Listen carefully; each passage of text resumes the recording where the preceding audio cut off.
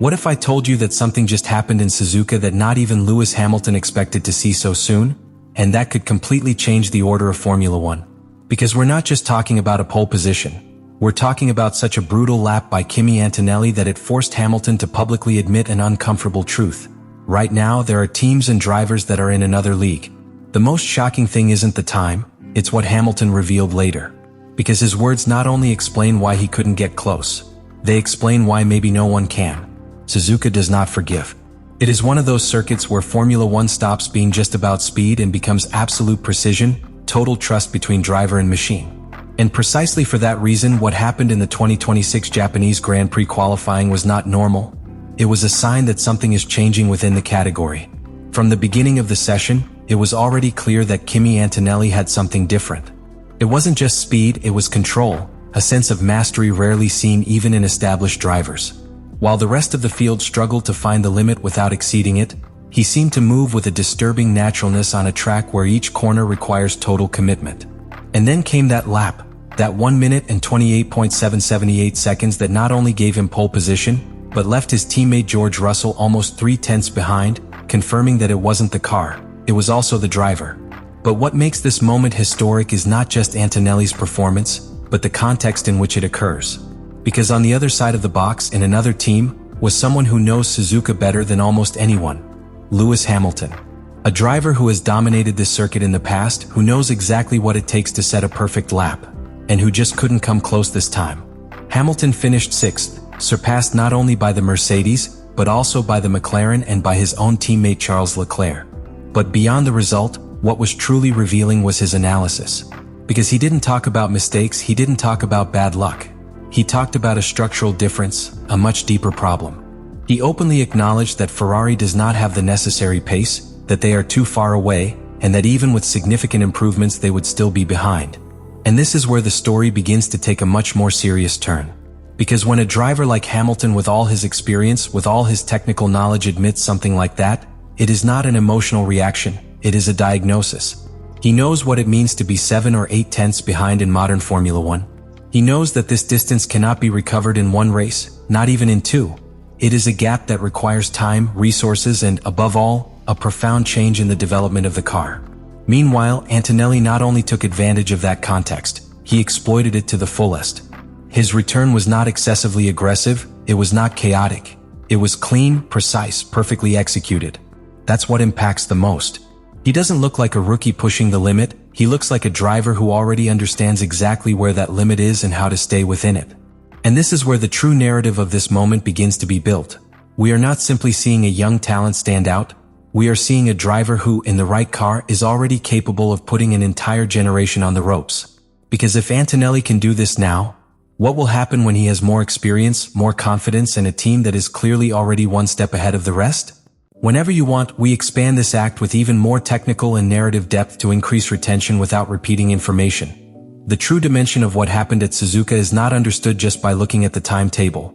It is understood when you analyze what is behind that lap by Kimi Antonelli and, above all, what Lewis Hamilton hinted at with his words. Because Hamilton not only talked about a lack of rhythm, he talked about a much more complex problem.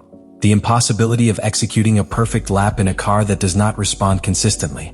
And here comes a key detail that completely changes the perspective.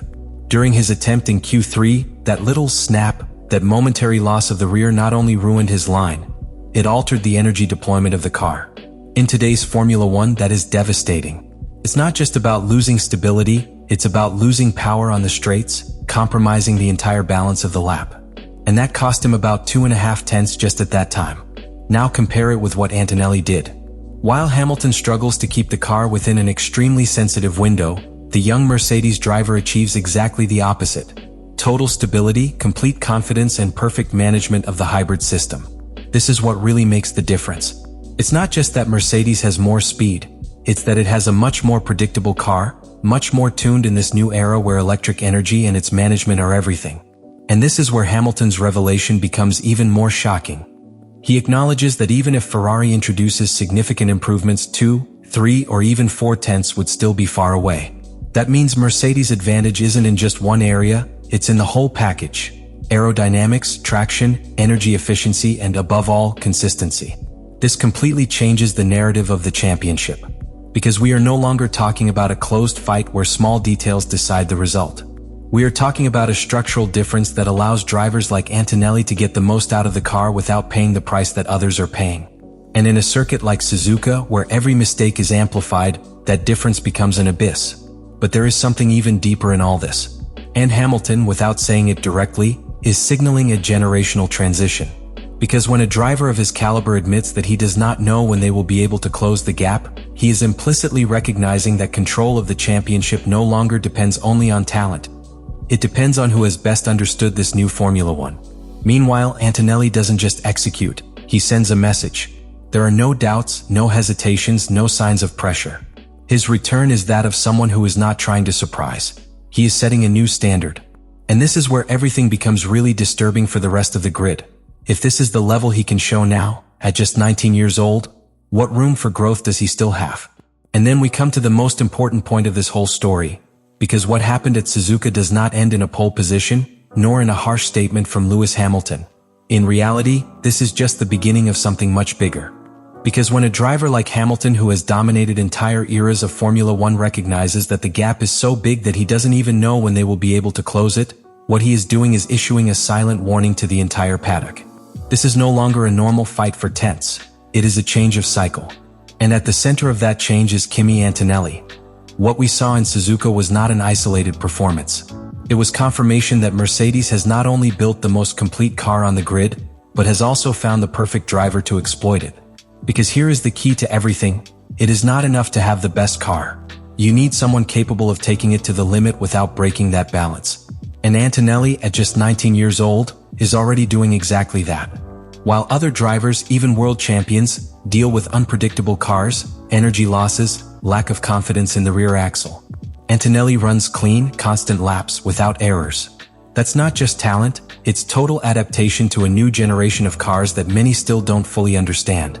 And this leads us to a conclusion that few dare to say out loud, but that after Suzuka begins to be impossible to ignore. Formula One is changing hands. Because it is no longer just about experience, nor history, nor achievements. It's about who adapts faster to an increasingly complex, more technical Formula One, more dependent on invisible details such as energy management or aerodynamic stability. And in that field, right now, Antonelli is one step ahead.